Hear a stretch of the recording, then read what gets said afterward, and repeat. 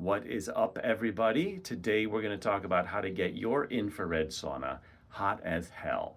So I'm in my backyard shed right now. I've got my cold plunge right there, my sauna right here, and as you can see, we've got the temperature up to about 180 degrees. And it actually can go a bit hotter than that, but I just turned it on to make this video. So we're going to talk about the ways that I have hacked my sauna to get it hotter than it normally goes. And we're going to talk about these in order of from easiest and cheapest to more challenging and more expensive. So first of all, why do I want my sauna hotter? Well, there's a lot of benefits from both the infrared heat as well as just the temperature being really high, which normally is achieved through the convection style or like thermal sauna, the Finnish sauna. And it's just really good to be uncomfortable and to get in there and to really struggle.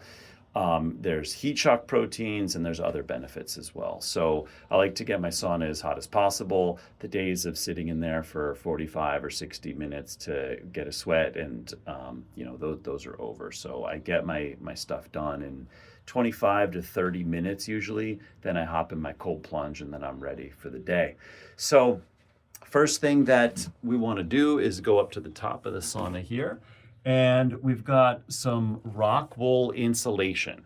So rock wool insulation is my insulation of choice because it's non-toxic.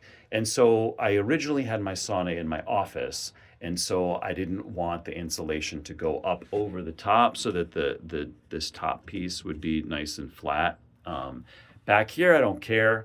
So just go with the thickest insulation that you can get or can afford. And it really makes a big difference. A lot of the heat from the sauna goes out through the top because there's no insulation up there. There's nothing keeping the heat in. So that's a really important first step. So you can also see a couple of things here.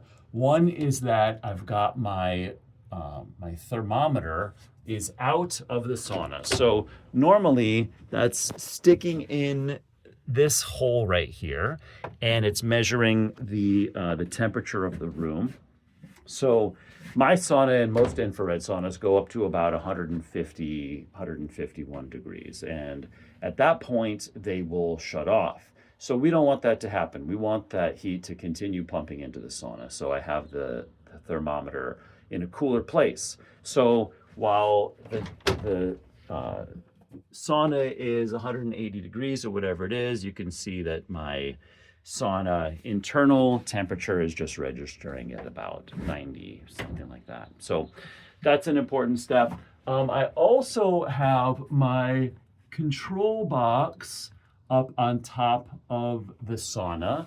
That's the part that all the wires and stuff go into. And the reason that I do that, and it actually makes it a lot easier to insulate. When I did it, I insulated around that and had to cut a bunch of things. And also that spot wasn't insulated. But I had an ant problem out here. So I had some ants that went in and ate a bunch of the wires up and the sauna wasn't working. And so when I was going through the wiring to explore what was going on, why my sauna wouldn't turn on, I found the ants. I sent it to a guy on eBay. It was like $75 or something like that for him to fix it.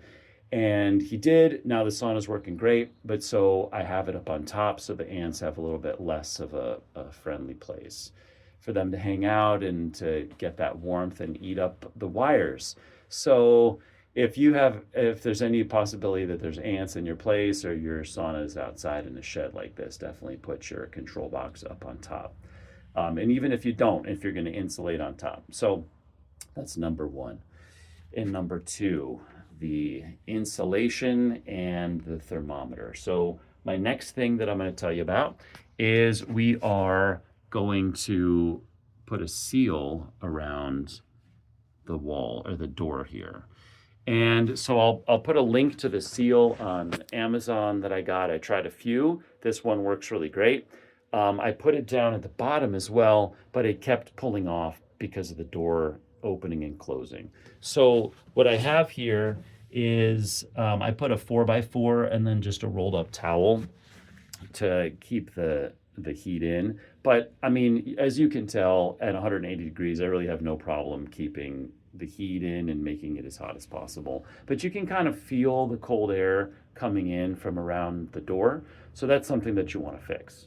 Really easy and inexpensive. It's probably less effective for keeping the heat in than the insulation on top, but I actually put the seal in on my girlfriend's sauna, and that went up like 15 degrees just because of that.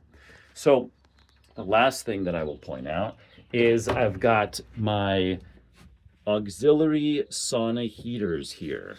So I bought those on Amazon, and those got installed into the wall of the sauna, and they make a really big difference. And there's a bunch of benefits to those. One is that they add about 300 watts to the sauna. They're infrared heat, so and I used a different type of infrared heater. So the sauna is ceramic, and the extra heaters that I got are carbon.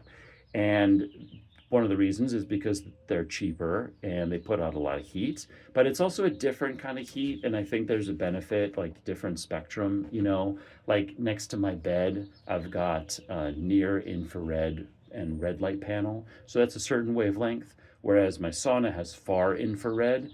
And that is the amplitude of the waves of infrared heat that aren't part of the visible spectrum, and they penetrate at different depths into the body.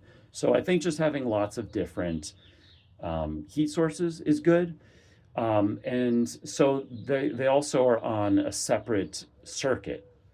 So I have a extension cord running from the house out to the shed here, and my breaker would trip because both the sauna and the auxiliary sauna panels were on the same circuit, and the amps of that circuit wasn't quite enough to keep up with all the heat. And so now I have two extension cords running out here, one from one place in the house and one from another. They're on different circuits, and so now I have plenty of power coming out to the sauna.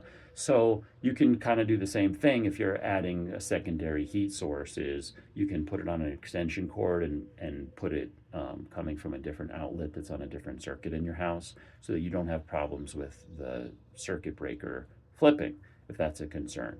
Another benefit is that I have it on a Wi-Fi timer so that I can have it turn on earlier. So I wake up about 4:30. I have the auxiliary saunas turn on at about 3.